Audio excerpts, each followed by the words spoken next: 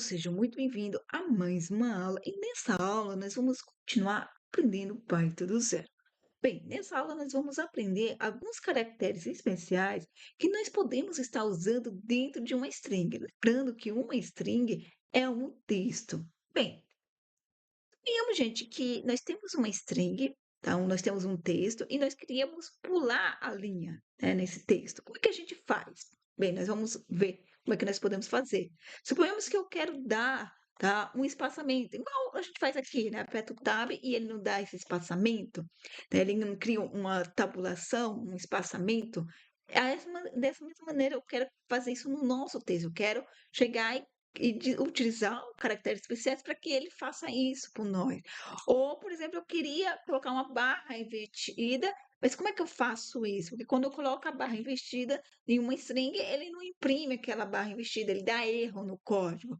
Ou se eu quisesse colocar uma palavra dentro de aspas.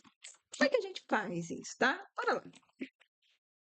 Eu vou chamar aqui nossa função print. A nossa função print ela é responsável pelo quê? Por imprimir, por mostrar algo no nosso terminal, no nosso console, na nossa tela. Não é isso que nós aprendemos? Bem, aqui dentro é o que ele vai imprimir. O que eu quero trabalhar é com string. Ok, eu quero trabalhar com texto. Como é que a gente define uma string no Python? Com aspas duplas ou aspas simples. Eu vou usar aspas duplas, tá? Bem, eu vou escrever aqui, ó, primeira linha.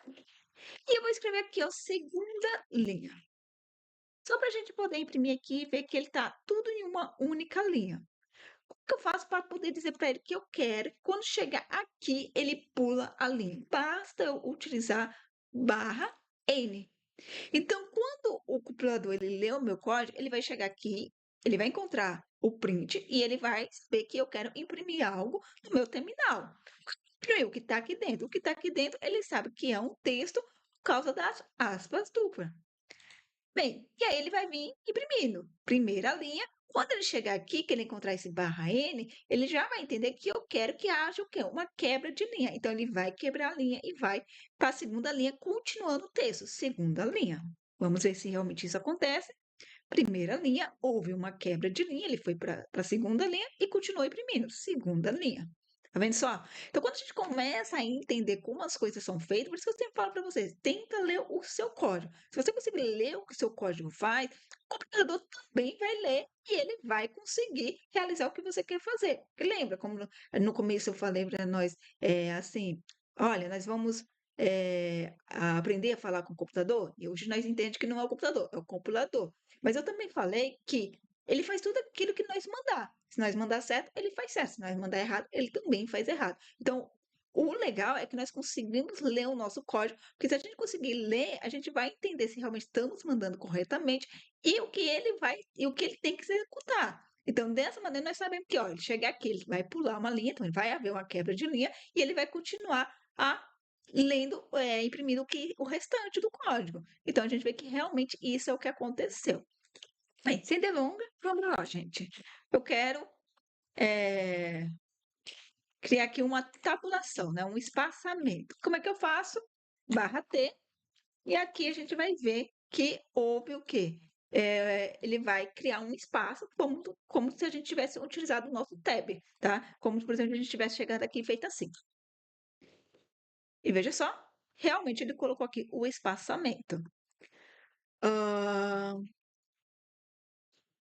Para poder utilizar a barra invertida, tá? Se você colocar a barra só, vai dar erro, né? Então, se você tentar imprimir isso aqui, ele já vai reclamar com você. Mas se você quer usar barra invertida, basta você adicionar mais uma barra. Aí sim ele mostra o barra na tela, tá? O barra invertida na tela. Então, veja só que é muito simples. Tá, agora, Jéssica, e as aspas? Aí você vai falar para mim, Jéssica, se eu quero colocar algo na aspa, basta então eu usar aspas simples e eu chegaria aqui, colocaria aspas duplas e pronto, funcionaria.